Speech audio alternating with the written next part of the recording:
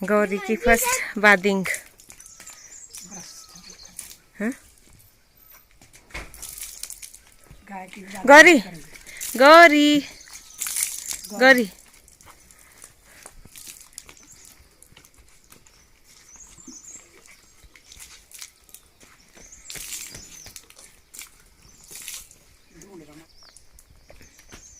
कोई साफ है। तो अभी है सुबह सुबह का टाइम और ये जो मैं आपको दिखा रही हूँ ना पौधे, ये खुशबूदार एक पौधा होता है। मतलब इसके पत्ते में खुशबू होती है एक अलग सी। जो भी लोकल होंगे उनको पता होगा, इसे हम लोकल लैंग्वेज में भाबरी बोलते हैं। और ये ना जैसे हम पतरोड़े बनाते हैं, जो डिश मैं आपके साथ शेयर करूंगी बहुत जल्दी, उसके अंदर हम जरूर डालते हैं। इसकी बहुत ही अच्छी टेस्ट होती है। और इसका एक और भी होता है, जैसे पेट में अगर आपके जलन है तो उसके पत्तों का जैसे वो बनाया जाता है, इसके पत्तों का रस निकाला जाता है और पानी के साथ मिला करके उसको पीते हैं जैसे, तो उसमें भी ये बहुत लाभदायक होता है। तो ये बहुत ही, और इसका नमक बहुत टेस्टी होता है, बहुत ही अच्छा होता है ये पत्ता। इसकी अगर आप ऐसे टच करोगे ना तो बहुत ही अच्छी खुशबू आती है इससे, बिल्कुल मीठी खुशबू। तो उसको मैं यहाँ पर लगा रही हूँ सुबह सुबह। और मैंने देखिए यहाँ पर हमारी जगह नहीं थी, एक जगह मैंने और लगाए और एक जगह मैं यहाँ पर लगा रही हूँ, मतलब ऐसे ही लगा रही हूँ, बीच में बीन्स के साथ ही इसको लगा रही हूँ। और यहाँ पर कुछ टमाटर के पौधे भी थे, टमाटर हमारे बहुत ज़्यादा हो गया है, तो ये ऐसे ही बाल्टी के अंदर लगाए थे, जैसे फ्लावर के अंदर थे ये, तो इनको मैंने निकाला और इनको भी मैं लगा रही हूँ ऐसे ही। जहाँ मुझे जगह दिख रही है वहाँ पे मैं लगा रही हूँ। पता नहीं अभी लगेंगे या नहीं लगेंगे, बट मैं कोशिश कर रही हूँ कि जैसे लग जाएँ ये भी। तो अभी यहाँ पर देखिए, जो हम अमेजोन या फ्लिपकार्ट से मंगवाते हैं ना जैसे पौधे, तो उनके साथ ही छोटे छोटे गमले आते हैं। तो ये ऐसे ही पड़े थे, तो मैंने सोचा इसके अंदर भी मैं मिट्टी डाल देती हूँ। और इसमें जैसे हमारे फ्लावर बहुत ज़्यादा हो गए हैं तो उनको निकालूंगी। ये देखिए यहाँ पर ये भी फ्लावर मम्मी जी ने लाया था कहीं से, इसके जो बीज होते हैं वो लाए थे, तो इनको इस तरह से बीज दिया था। तो इससे मैं निकाल रही हूँ, बहुत ज़्यादा हो गए हैं यहाँ पर, तो इससे मैं निकाल रही हूँ और उसमें एक एक लगा दूँगी। पता नहीं लगेंगे या नहीं लगेंगे ये, क्योंकि ये बहुत बड़े होते हैं शायद। तो इनको अब मैं लगा रही हूँ, ये देखिए रख दिए हैं मैंने यहाँ पर ये। और इसके बाद ये जो आपको दिख रहा है ये हमारे कचालू के, इसको मैं लगा रही हूँ। और ये अभी शाम का टाइम है, शाम को हमारी बनने वाली है भिंडी। तो हमारे खेत में इतनी तैयार नहीं हुई है भिंडी, बस थोड़ी सी भिंडी मुझे यहाँ पर मिली है। कुछ हमने मार्केट से लाई थी तो वो थोड़ी कम लग रही थी मुझे, मैंने सोचा बड़ी बड़ी भिंडी और निकाल लेती हूँ अपने खेत से। ये देखिए थोड़ी सी मिली है ये, बाकी मैंने कट कर ली है पहले। तो अभी मैं छान रही हूँ यहाँ पर आटा, क्योंकि मैंने जो पहले छान के रखा था वो ख़त्म हो गया है। मैं एक बार में ही भर देती हूँ इसको, तो बस अभी मैं इसको छान रही हूँ, इसको भर दूंगी एक बार में। हेलो एवरीवन, कैसे हो आप सब? आई होप आप सब अच्छे होंगे और सब अपने अपने घरों में सुरक्षित होंगे। अभी शाम के बज रहे हैं 6 और मैंने सोचा सबसे पहले आपसे थोड़ी सी बात कर लेती हूँ। आज डेट और डे बता देती हूँ। आज डेट है 12 और डे है आज सैटरडे, 12 जून, और डे है आज सैटरडे। और कल रात को ना हमारे यहाँ पर बहुत ज़्यादा तूफान हुआ था और बहुत ज़्यादा बारिश भी हो रही थी, तो उस वजह से अभी लाइट नहीं है। मैंने क्या किया था, बैटरी बैंक से थोड़ा सा फ़ोन में चार्जिंग कर ली थी और उसके बाद अभी फ़ोन की बैटरी भी ख़त्म होने वाली है, क्योंकि उसके बाद मैं आपके लिए एक ब्लॉग भी आज अपलोड कर रही हूँ। अब पता नहीं, अभी तक लाइट आई नहीं है, रात से लाइट गई है और अभी तक लाइट आई नहीं है। पता नहीं आएगी या नहीं आएगी, क्योंकि बहुत ज़्यादा तूफान हुआ है और सब जगह लाइट नहीं है, शहरों में भी लाइट नहीं है अभी। पता नहीं अभी क्या होगा, क्योंकि अगर आनी होती तो अब तक आ जाती लाइट, क्योंकि 6 बज रहे हैं। तो अभी तक तो लाइट आई नहीं है। और आज फिर से तूफान बताया है रात को, जैसे रात को बोल रहे थे आज फिर से तूफान आएगा, तो पता नहीं क्या होगा। क्योंकि कई बार ऐसा होता है यहाँ पर, जैसे अगर बहुत ज़्यादा तूफान हो तो कई बार ऐसा होता है 4-5 दिन भी हमें बिना लाइट के रहना पड़ता है, बिना रोशनी के रहना पड़ता है। तो पता नहीं अभी क्या होगा। बैटरी बैंक ने अपना काम कर दिया, वो भी ख़त्म हो चुका है। अब पता नहीं कल ब्लॉग आएगा या नहीं आएगा। आई मीन 13 जून को ब्लॉग आएगा या नहीं आएगा। लाइट आएगी तो मैं डाल दूंगी, ब्लॉग मेरे बने हुए हैं। लाइट आएगी तो मैं डाल दूंगी, अगर नहीं आएगी तो फिर ब्लॉग मेरे लेट हो जाएंगे।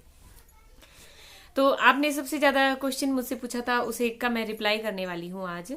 जैसे आपने पूछा था कि आप इतने क्वालिफाइड हो, इतनी एजुकेशन आपके पास है, तो आपने नौकरी क्यों नहीं की। बहुत सारे क्वेश्चन आए थे ऐसे, तो मैंने सोचा था कि इसके ऊपर स्पेशल मैं वीडियो बनाऊंगी। तो अभी चलिए फटाफट से इसके ऊपर मैं वीडियो बना ही देती हूँ, पूरा सब कुछ आपको बता देती हूँ। मेरी नौकरी, कहीं मैं पहले नौकरी करती थी या नहीं करती थी। सबसे पहले तो जो मेरी वीडियो देखते हैं, जो हमारी न्यू फैमिली है, उनको शायद पता नहीं होगा, तो थोड़ा सा अपने एजुकेशन के बारे में बताती हूँ, थोड़ा सा अपने बारे में भी बता देती हूँ, ताकि आप बार बार ना पूछो मुझसे कि मैं कौन हूँ। से मेरा नाम लता ठाकुर है और मैं हिमाचल की रहने वाली हूँ। और हिमाचल की डिस्ट्रिक्ट कौन सी है, डिस्ट्रिक्ट मैं आपको बताती हूँ, डिस्ट्रिक्ट मंडी की मैं रहने वाली हूँ। तो ये मेरी थोड़ी सी इंट्रोडक्शन, क्योंकि इंट्रोडक्शन वीडियो में बना दी है पहले ही, तो मैं बहुत ज़्यादा लंबी नहीं को बनाना चाहती। और उसके बाद चलिए अपनी क्वालिफिकेशन पर आ जाती हूँ। जैसे आपने देखा होगा मेरा डेली का लाइफस्टाइल जो भी मेरा हो वो आपके साथ मैं शेयर कर देती हूँ, विलेज की लाइफ। तो मैंने सबसे पहले सीधा आऊँगी, ग्रेजुएशन किया हुआ है, और ग्रेजुएशन के बाद मैंने किया था एमए पॉलिटिकल साइंस में, और उसके बाद उससे पहले कर लिया था मैंने PGDCA, post graduate diploma in computer application. तो उसके बाद मैंने करा हुआ है बीएड, बैचलर इन एजुकेशन, और उसके बाद मैंने फैशन डिजाइनिंग का भी डिप्लोमा किया हुआ है, साथ में मैंने ब्यूटिशियन का भी डिप्लोमा किया हुआ है। तो ये कुछ मेरी डिग्रियां हैं, और उसके बाद मेरे 2 बच्चों की डिग्रियां भी मेरे पास है जो आप देख रहे हो। अब आती हूँ सीधा टॉपिक के ऊपर कि क्या मैं पहले जॉब करती थी या मैंने जॉब क्यों नहीं की, वो सब कुछ आपको बताती हूँ। तो जिस टाइम मैंने ग्रेजुएशन किया उसके बाद मैं पीजीडी से कर रही थी, उस दौरान मैंने जॉब किया था। और उस दौरान जॉब काय का किया था मैंने, थोड़े से मैं बोलूँगी हार्डली मैंने कहीं 3 मंथ जॉब किया होगा, वो 3 मंथ भी नहीं किया होगा पूरा। तो वो किस चीज़ का जॉब किया था, वो किया था रिसेप्शनिस्ट का जॉब। और उसके साथ मुझे वहाँ पर टीचर की जॉब भी ऑफर हुई थी, जहाँ पे मैं जिससे मैं पीजीडी से कर रही थी वहाँ पे मुझे टीचर की जॉब भी ऑफर हुई थी। तो मैंने वहाँ पे जॉब नहीं की क्योंकि मुझे थोड़ा सा अप डाउन ज़्यादा करना पड़ता था, तो उस टाइम मैंने वो जॉब ठुकरा दी थी।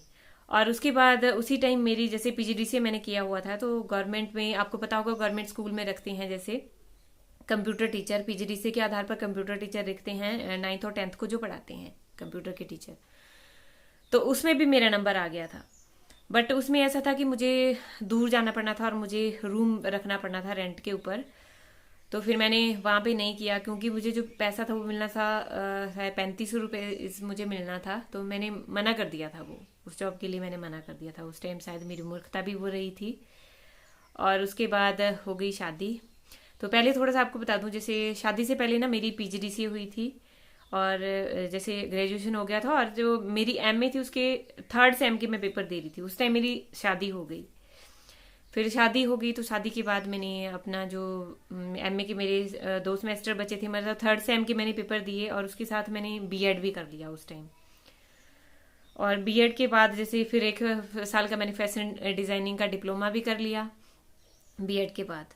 तो शादी के बाद जैसे मैंने बीएड किया, तो बीएड करने के तुरंत बाद ही मुझे फैशन डिजाइनिंग करने का बहुत शौक था। मैं एक डिजाइनर बनना चाहती थी, मतलब जो अच्छे अच्छे डिजाइन क्रिएट करे, अच्छे से डिजाइन बनाए, डिजाइनर बनना मुझे बहुत अच्छा लगता। तो मैंने सोचा क्यों ना मैं फैशन डिजाइनिंग का डिप्लोमा कर लूँ, और उसी दौरान मैंने ब्यूटिशियन का भी कर लिया था, वहीं पे ही ब्यूटिशियन का था, तो वो भी मैंने 6 मंथ का ब्यूटिशियन का कर लिया था। और उसके बाद जब मैं बीएड कर रही थी उसके बाद जैसे हमारी टीपी होती है, आप सबको जिसने बीएड किया होगा उसको पता होगा, हमारी टीपी होती है 1 मंथ की। उस दौरान जब टीचर्स हमें ऑब्जर्व करते हैं टीचिंग करते हुए, तो उस टाइम जैसे हमारा जो बीएड कॉलेज था वहाँ पे स्कूल भी खुल रहा था, तो उस दौरान सर ने मुझे बोला था, जो हमारे बीएड के टीचर थे, कि अगर आपको टीचिंग करनी है तो आप यहाँ पर आ जाइए टीचिंग करने। पर मेरा फिर से वही प्रॉब्लम था, उन्होंने मुझे 2,500 या 3,000 के आसपास देना था, और जब मैं यहाँ से जाती हूँ तो मेरा लगभग उससे ज़्यादा मेरा किराया लगना था। तो मैंने वो भी फिर मैंने मना कर दी कि मैं नहीं करूँगी। उसके बाद मैंने वो रास्ता अपना बदल लिया और मैंने फैशन डिज़ाइनिंग की और उसके साथ ब्यूटिशियन कर लिया।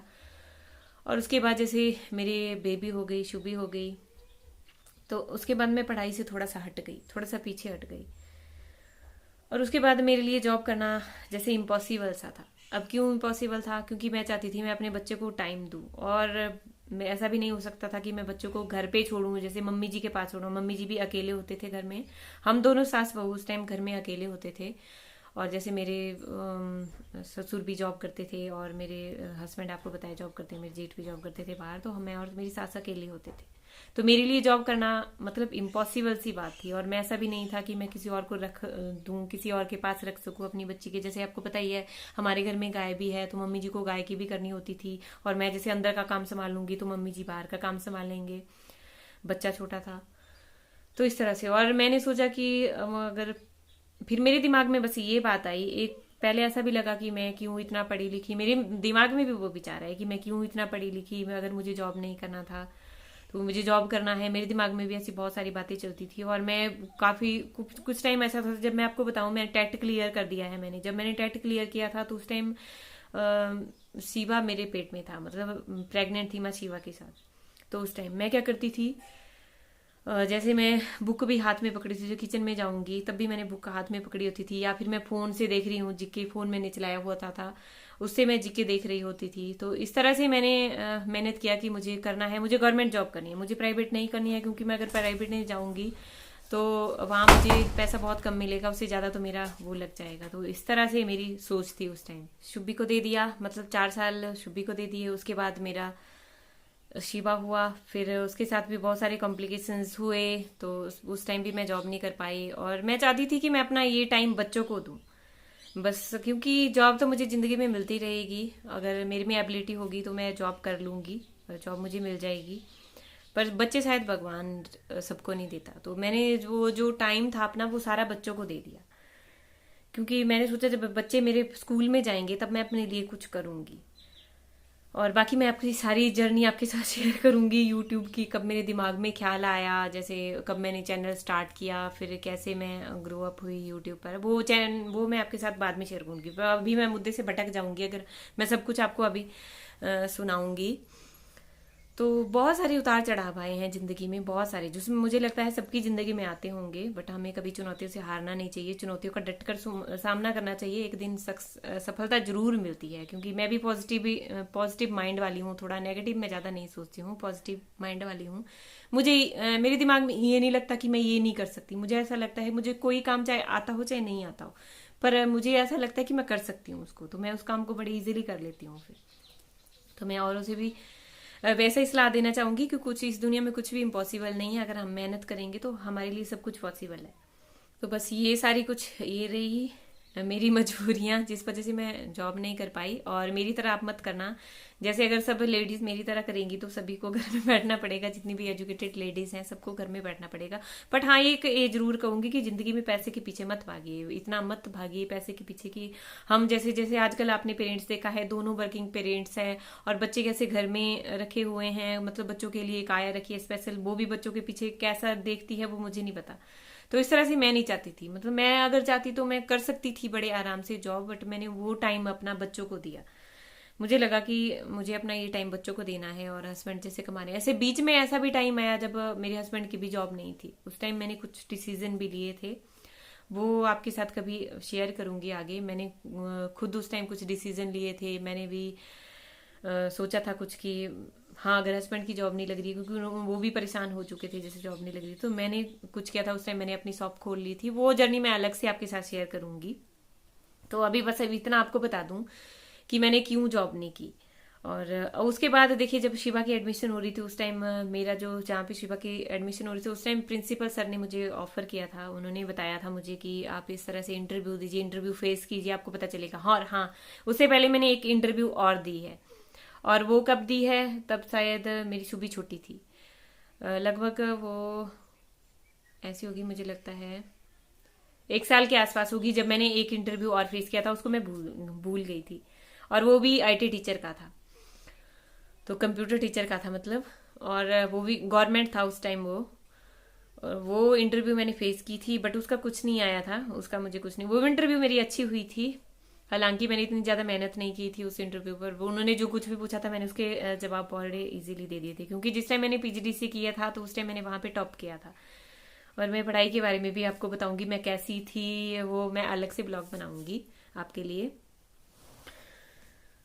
बस ये कुछ रीज़न रहे जिस वजह से मैं जॉब नहीं कर पाई। और जब शिवा के एडमिशन थे उस टाइम जब प्रिंसिपल सर ने मुझे ऑफर किया था, तो उसका भी कुछ नहीं आया, मुझे इंटरव्यू भी नहीं आई, वरना मैं अगर उस इंटरव्यू को फेस करती तो शायद मुझे भी कुछ पता चलता मैं कितना हूँ, क्योंकि मैं बहुत पिछड़ चुकी हूँ। मुझे भी लगता है मेरी जो प्रोनाउंसिएशन है, मैं कोशिश करती हूँ मैं धीरे धीरे सुधारूँ अपनी, पर मैं बहुत पिछड़ चुकी हूँ। क्योंकि आप सोच सकते हो लगभग 10-11 साल हो गए मुझे, हाँ लगभग 11 साल आप रख लो, मैं 10 साल रख लो, अब मैं पढ़ाई से दूर हूँ, काफ़ी दूर हो गई हूँ मैं पढ़ाई से, तो इसलिए मैं बहुत पिछड़ चुकी हूँ। तो मुझे भी लगता है अब मुझे जीरो से शुरुआत करनी पड़ेगी। जैसे अगर मैं जॉब करना हो, मुझे टीचिंग करना बहुत पसंद है, तब भी इंटरव्यू नहीं आया क्योंकि ये जो लॉकडाउन और ये लग गया है, तो उससे शायद स्कूलों को भी इतनी ज़रूरत नहीं है टीचर की, क्योंकि उनके पास ऑलरेडी जो स्टाफ है उनको ही वो सैलरी हाफ सैलरी दे रहे हैं, जैसे स्कूल के जितने भी वो हैं तो नहीं रख रहे हैं वो टीचर भी ज़्यादा। सो बस ये कुछ रीज़न रहे वो मेरी इंटरव्यू नहीं हुई है। और हाँ, एक टेस्ट दिया आपने, वो भी पूछा था, उसके बारे में भी मैं आपको बता देती हूँ। जैसे मैंने एक टेस्ट दिया था, कमीशन का एग्ज़ाम दिया था मेरा, तो वो भी मेरा नहीं निकला है। उसमें भी मेरे शायद 50 से ऊपर होनी चाहिए, मेरिट 50 से ऊपर होनी चाहिए। और मैं झूठ क्या बताऊँ आपको, उसमें मेरे 42 के आसपास मार्क्स हैं। जैसे अब क्या कर दिया है इन्होंने, हाफ मार्क्स का एक क्वेश्चन होता है, आधे नंबर का एक क्वेश्चन होगा, तो उसमें पूरा टोटल वो 85 का होगा पूरा। तो अगर 50 या 60 के आसपास अगर आपके बन रहे हैं तो आप इंटरव्यू के लिए एलिजिबल हो, आप इंटरव्यू फेस कर सकते हो फिर उसके अकॉर्डिंग। तो अभी बस कुछ नहीं है ऐसा, जो मैंने एग्ज़ाम दिया था वो भी मेरा नहीं निकला है। और भविष्य में कभी निकलेगा, कभी जॉब लगेगी, प्लीज़ आप दुआ करिए, आप सबकी दुआएं साथ में रहेगी तो हम बहुत ऊपर जाएंगे। और मुझे यूट्यूब भी बहुत अच्छा लग रहा है, मुझे यूट्यूब पे वीडियो बनाना भी बहुत अच्छा लग रहा है। उसके बाद मैं थोड़ा सा लूज़ पड़ गई हूँ, थोड़ा सा पढ़ाई में भी थोड़ा सा लूज़ पड़ गई हूँ। वरना अगर मैं कभी ठान लेती हूँ तो मैं हर वक्त, मैं कुछ भी काम कर रही हूँ तो तब भी मैंने बुक पकड़ी होती है हाथ में। तो बस ये कुछ मेरी रीज़न रहे, ये मेरी कुछ मजबूरियां रही, आप कुछ भी समझ लो इसमें। बच्चों के लिए टाइम देना, फैमिली के लिए टाइम देना, ये सब कुछ मैंने सही समझा। तो आपने पूछा था तो मैंने जवाब देना जरूरी समझा। आप मेरी फैमिली हो, आप मुझे इतना सपोर्ट कर रहे हो, इसके लिए आपका दिल से शुक्रिया, दिल से धन्यवाद। और प्लीज़ ज़रूर बताइएगा मेरा डिसीजन कैसा था और क्या मुझे जॉब करनी चाहिए या नहीं करनी चाहिए, प्लीज़ बताइएगा ज़रूर।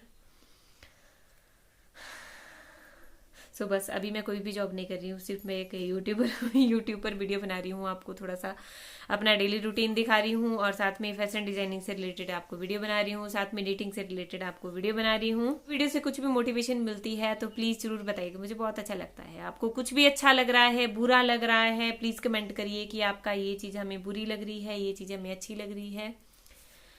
बस सो थैंक्स फॉर वॉचिंग, मिलते हैं नेक्स्ट ब्लॉग में, तब तक के लिए बाय बाय।